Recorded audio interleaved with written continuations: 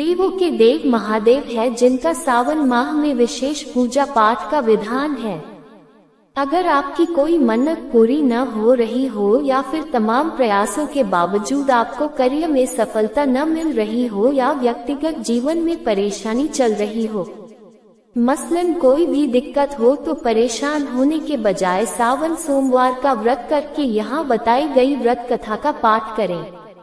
मान्यता है कि सावन सोमवार के दिन अगर व्रत रखकर इस कथा का पाठ किया जाए तो जातकों की मनचाही मुराद पूरी हो जाती है। सावन सोमवार की व्रत कथा। एक साहूकार था जो भगवान शिव का परम भक्त था। उसके पास धन धान्य किसी भी चीज की कमी नहीं थी, लेकिन उसकी कोई संतान नहीं थी और वह इसी कामना को लेकर रोज शिव जी के मंदिर जाकर दीपक जलाता था। उसके इस भक्तिभाव को देखकर एक दिन माता पार्वती ने शिव जी से कहा कि प्रभु, यह साहूकार आपका भक्त है, इसको किसी बात का कष्ट है तो आपको उसे अवश्य दूर करना चाहिए। शिव जी बोले कि हे पार्वती, इस साहूकार के पास पुत्र नहीं है, यह इसी से दुखी रहता है। महादेव ने दिया पुत्र का वरदान। माता पार्वती कहती है कि हे ईश्वर, कृपा करके इसे पुत्र का वरदान दे दीजिए। तब भोलेनाथ ने कहा कि हे पार्वती, साहूकार के भाग्य में पुत्र का योग नहीं है, ऐसे में अगर इसे पुत्र प्राप्ति का वरदान मिल भी गया तो वह केवल 12 वर्ष की आयु तक ही जीवित रहेगा। यह सुनने के बाद भी माता पार्वती ने कहा कि हे प्रभु, आपको इस साहूकार को पुत्र का वर देना ही होगा, अन्यथा भक्त क्यों आपकी सेवा पूजा करेंगे। माता के बार बार कहने से भोलेनाथ ने साहूकार को पुत्र का वरदान दिया, लेकिन यह भी कहा कि वह केवल 12 वर्ष तक ही जीवित रहेगा। साहूकार यह सारी बातें सुन रहा था, इसलिए उसे न तो खुशी हुई और न ही दुख। वह पहले की ही तरह भोलेनाथ की पूजा अर्चना करता रहा। उधर सेठानी गर्भवती हुई और 9वें महीने उसे सुंदर से बालक की प्राप्ति हुई। परिवार में खूब खुशी मनाई गई, लेकिन साहूकार पहले ही की तरह रहा और उसने बालक की 12 वर्ष की आयु का जिक्र किसी से भी नहीं किया। साहूकार के पुत्र की पढ़ाई और शादी। जब बालक 11 वर्ष की आयु हो गई तो एक दिन साहूकार की सेठानी ने बालक के विवाह के लिए कहा, तो साहूकार ने कहा कि वह अभी बालक को पढ़ने के लिए काशी जी भेजेगा। इसके बाद उसने बालक के मामा जी को बुलाया और कहा कि इसे काशी पढ़ने के लिए ले जाओ और रास्ते में जिस भी स्थान पर रुकना वहाँ यज्ञ करते और ब्राह्मणों को भोजन कराते हुए आगे बढ़ना। उन्होंने भी इसी तरह करते हुए जा रहे थे कि रास्ते में एक राजकुमारी का विवाह था। जिससे उसका विवाह होना था वह एक आंख से काना था।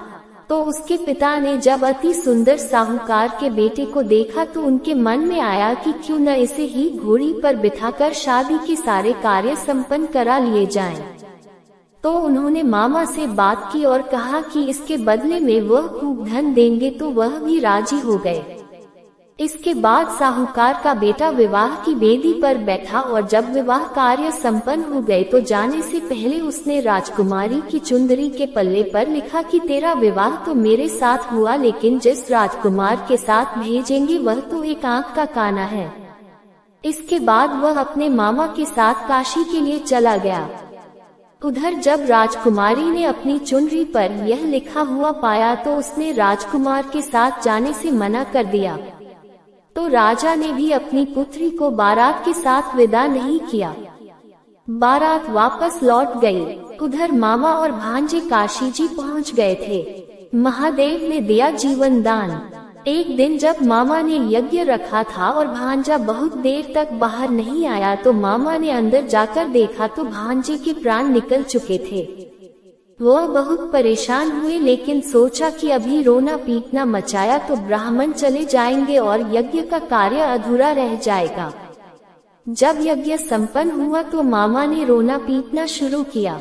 उसी समय शिव पार्वती उधर से जा रहे थे, तो माता पार्वती ने शिव जी से पूछा, हे प्रभु, ये कौन रो रहा है?